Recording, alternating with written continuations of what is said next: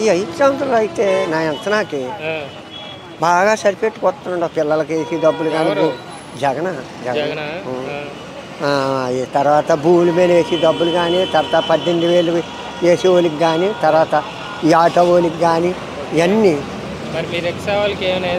లేదు అయితే నాకు పెన్షన్ వస్తుంది ఇవాళ 3,000 ఇచ్చారు.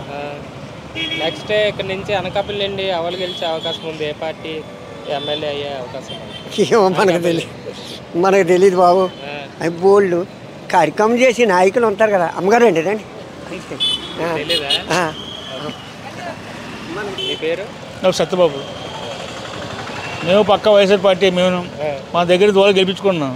తిరిగి మాకు బోల్డ్ కేసులని అయ్యని మాకు చేసి కూర్చొని అమర్నాథ్ మంత్రి స్థాయిలో ఉండి కూడా ఎటువంటి అమర్నాథ్ మంత్రి అంత అనకాపల్లి పొడిచి లేదు మాకు వచ్చిన అనకాపల్లికైనా కొత్తగా మధ్యలో మొక్కలు అంటున్నాడు. ఇలా డ్రైవర్లు తప్ప అమర్నాథ్ వాడు అనకాపల్లి వెళ్ళింది ఏం లేదు.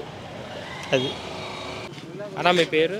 నా పేరు త్రినాథ్ అండి. ఇక్కడ అనకాపల్లి అభివృద్ధి ఏ విధంగా ఉంది? అనకాపల్లి అభివృద్ధులు గడిచిన 5 సంవత్సరాల్లో చాలా శూన్యంగా ఉన్నదండి. ఎందుకంటే ఇటుపక్క కూడా ఒక ఎమ్మెల్యే అనేవాడు ప్రతి దిక్కులకి వచ్చి పేలాగోవిందా లాస్ట్ టైం 5 ఇయర్స్ పేలాగోవిందా ఎలా పరిగెట్టాడంటే అలా పరిగెట్టాడు. మాకు అందరికీ కూడా ఇల్లు లేవు. గత 30 సంవత్సరాలు పెట్టి మాకు ఎప్పుడు ఏ ఎమ్మెల్యే దగ్గర కాగితం పెట్టినా ఎవరు ఇచ్చేవారు కాదు. అలాంటిది పేలాగోవిందా మాకు ఇల్లు ఇచ్చాడు. 10,000 రూపాయలు కట్టి డబుల్ బెడ్రూమ్ ఇల్లు అని చెప్పేసి ఇల్లు సెలక్షన్ చేశాడు. కానీ ఈ ప్రభుత్వం వచ్చిన తర్వాత ఇప్పటి వరకు కూడా ఈ గత 4.5 సంవత్సరాల్లో తందనాలాడి ఇదిగో అదిగో అదిగో అని చెప్పేసి కనీసం మమ్మల్ని అక్కడికి ఇక్కడికి తిప్పి ఫోటోలు తీయించుకున్నారు తప్ప మా డబుల్ బెడ్రూమ్ ఇల్లు 25,000 రూపాయలది క్యాన్సిల్ చేసి మీకు ఇల్లు ఉన్నదని కూడా మాకు మెసేజ్ ఇవ్వట్లేదు వాలంటీర్ల ద్వారా. ఏమని అడిగితే వాలంటీర్లను అడిగితే ఏమోండి మీ రిజెక్ట్ అయ్యిందని చెప్పేసి చెప్తున్నారండి. ఇది కరెక్టా? అసలు ఇది పద్ధత ఈ రాజకీయ నాయకులకి?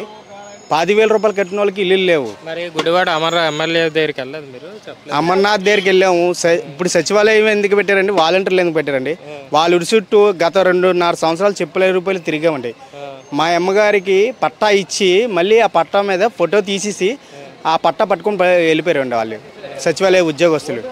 అది కరెక్టా? సచివాలయ ఉద్యోగస్తులకి చూద్దామండి. నెక్స్ట్ ఇక్కడైతే వైసీపీ ప్రభుత్వం శూన్యం, ఏమీ చేయలేదు. నెక్స్ట్ 2024లో ఇక్కడ ఎవరు గెలిచే అవకాశం? పక్కాగా జనసేన టీడీపీ కూటమి ఎవరికి నిలబెట్టినా సరే పక్కా గెలిచేవాళ్ళు వాళ్ళేనండి. వైసీపీకి మాత్రం 0 అండి. ఇక్కడ అనకాపల్లి అంటే లోకల్లోనా లేదంటే రూరల్లో కూడా? రూరల్లోనే డిస్ట్రిక్ట్ మొత్తం మీద. మా ఏరియాలో అయితే రోడ్లు ఏమీ లేవని. రోడ్లు లేవు. ప్రజెంట్ ఒక స్ట్రీట్ లైట్ అయినా ఏం ప్రాబ్లం వచ్చినా సాల్వ్ చేసేంత అవైలబుల్లో లేరు ఎవరున్నా. అంటే వస్తాయని చెప్పారు కానీ మాట ఇచ్చారు కానీ ఎలక్షన్ టైంలోనే ఎవరి అదేంటి డెవలప్ చేసినంటే ఏం కనబడాలి మా ఊరు ఇప్పటికీ. అలా అంటే ఒక సైడ్ డెవలప్ చేసిన ఇంకో సైడ్ లేదనమాట. గవర్నమెంట్కి నేను చెప్పాలనుకున్నది ఒకటేనండి, జనాలకి ఇలా పథకాలు ఇచ్చి కాకుండా ఉచితంగా విద్య, ఉచితంగా చదువు, ఉండడానికి ఒక ఇల్లు, అంతేగాని ఇలాగా సోమరిపోతుల ప్రజలకు అన్నీ ఇచ్చి సోమరిపోతులు చేయకూడదండి. అంతే చేయలేదు. ప్రతి ఒక్కరి ఇంటికి గవర్నమెంట్ ఏమిస్తుంది? ఉచితంగా అన్నీ వస్తుంది. ఇంకా పంచేవేల సంవత్సరం ఉంది సార్. పంచేవేల సంవత్సరం లేదు. రేషన్ ఇస్తున్నారు, శుభ్రం స్కూల్ పిల్లలకి ఫీజులు ఇస్తున్నారు, అమ్మాయిలు ఫీజులు ఇస్తున్నారు. పంచి అయిపోతేటండి. అది రాష్ట్ర అంటే రాష్ట్రానికి వచ్చే ఇన్కమ్ దెబ్బతీయడం తప్పించేది లేదు. ఇది అంతే. ఉండడానికి ఇల్లు అంటే ఉద్యోగం చేయడానికి ఎవరైనా కుటుంబంలో ఒకరికి